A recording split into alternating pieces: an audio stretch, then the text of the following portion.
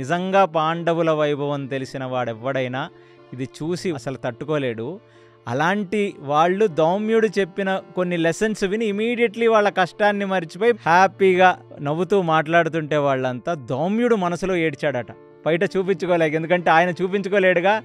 అలాంటి వాడు ఏమి రాజ్యం రాజసూయ యజ్ఞం చేసి సమస్త బ్రహ్మాండాన్ని గెలిచిన రాజు ఇవాళ ఒక రాజు పక్కన నిలబడి, అంటే మీకు కొన్ని వైభవం చెప్తాను. ఒకానొక సంఘటనలో రాజుకు కోపం వచ్చి పాచికలు తీసి ముఖం మీద కొడితే ధర్మరాజు తల పగిలి తలలోంచి నెత్తురొస్తుందండి. ఒక్క నిమిషం ఆయనకి బాధ కలగదు. అటు ఇటు చూస్తాడు, నా తమ్ముళ్ళు కానీ చూసారా అని.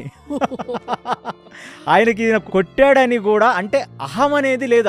అది మీరు గమనించాలి. అలాంటి చక్రవర్తి, ఏ రాజైతే విరాటరాజు ధర్మరాజుకి కానుకలిచ్చాడో, లైన్లో నిలబడి రాజసూయ యాగంలో తన భార్యామణితో సుదేష్ణతో నిలబడి ఆయనకి కానుకలిచ్చి ఆయన కాళ్ళకి దండం పెట్టినవాడు ఇప్పుడు ఈయన కొలనులో ఆయన కాళ్ళ దగ్గర ఈయన నిలబడాలి. అది ఎప్పుడైతే చూశాడో దౌమ్యుడు, ఆయన కళ్ళల్లో భయము, కళ్ళల్లో బాధ చూపించకుండా ఆ లోపలనే అంతర్ముఖంగా ఆయన బాధపడ్డాడన్నట్టుగా చెప్తుంది. ఆయన మాట ఒక్క నిమిషం చోకైంది.